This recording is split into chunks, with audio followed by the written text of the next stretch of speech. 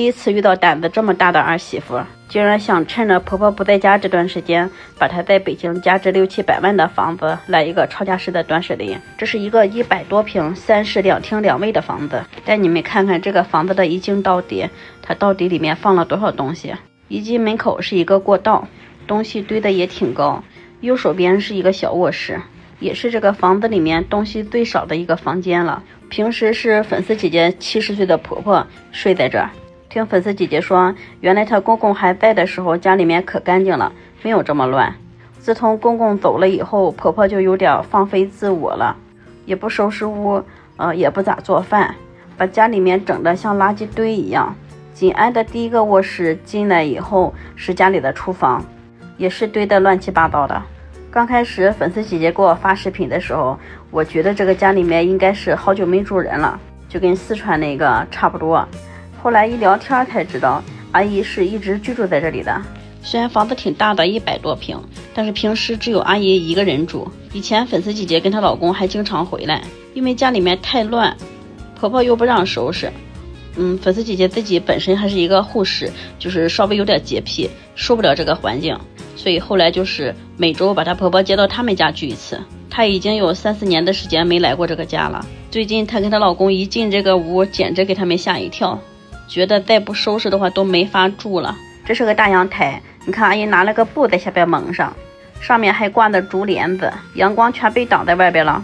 這是家裡的大客廳，看看這東西壯觀不？地下桌子上全是東西，就剩了這點走道的地方了。這邊是2個臥室2個衛生間，這是其中的一個臥室，差不多能有10平方吧，也已經被堆滿了。除了衣服以外，還有好多零碎的東西。聽粉絲姐姐說，阿姨不光是不捨得扔東西，還經常的往家買，所以家裡的小東西特別多。這衣服下面原來是張床，剛進來的時候都沒看出來。這個臥室正對面就是家裡的客衛了，堆的也挺滿的，做了干濕分離，裡邊的燈還壞了，就不進去看了。從這個衛生間出來再往裡走，就是家裡的主臥，還有主臥的衛生間了。我一推門，這個門都打不開，被衣服全都擋住了。這個臥室還挺大的，差不多得有15、16平方吧，放了一張双人床，上面也是堆的全都是衣服。往裡走也帶了一個大陽台，跟客廳的陽台是一樣的，下面用布擋起來了，上邊簾子擋着。粉絲姐姐說把這些全部都給它撤掉，這個房子收拾出來應該能特別舒服。帶了2個大陽台，就是现在的東西太多太亂了，真的是下不去腳。